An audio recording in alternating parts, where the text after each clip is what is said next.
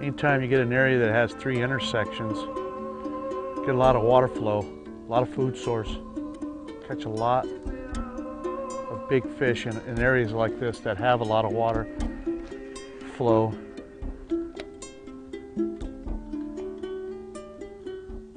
One of the kind of concepts when you're working with for your better than average fish, throwing awake baits, swim bait, style baits, you got to be in areas where the larger fish will live. I mean, they're everywhere out here on the California Delta. However, finding the areas consistently catching the better than average fish, having those criterias, and I always mention 5 criterias. 5 criterias in my book is definitely you got to have spawning ground availability. Got to have a spawning ground. Without that, of course, big fish don't want to be around that area. Number 2 is shallow water.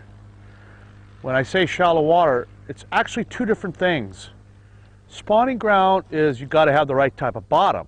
Shallow water is where the fish can roam, catch bluegill, other species of small fish. You know, I caught a large fish the other day, and it passed away on me. I tried everything to revive it, and for its life, I'm going to have it mounted. And I haven't had a fish mounted in so long. That was a skin mount. I still felt bad about doing it, but the fish died. What are you going to do? And inside that fish had a bluegill, full-size 7-inch bluegill, and a catfish. And there are only 2 places to get those. That's in shallow water. So that's number 2, shallow water. The other thing is deep water access. Got to have deep water access. That's number 3.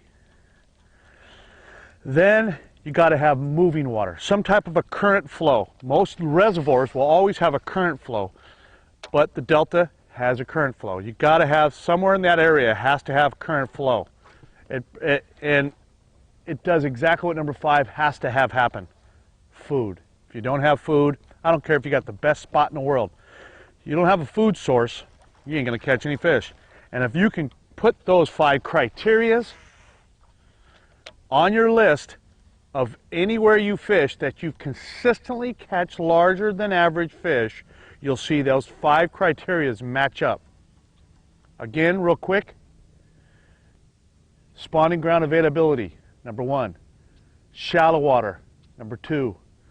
Number 3, deep water access.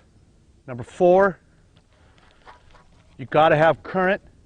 And number 5, you got to have the food source. And that's your 5 criteria for larger than average fish to live and consistently catch that style of fish. Missing one of those objects, your percentage starts diminishing rapidly. The guys that go out here and consistently catch larger than average fish know that criteria. They might not mention them, but that's the criteria. They're aware of it.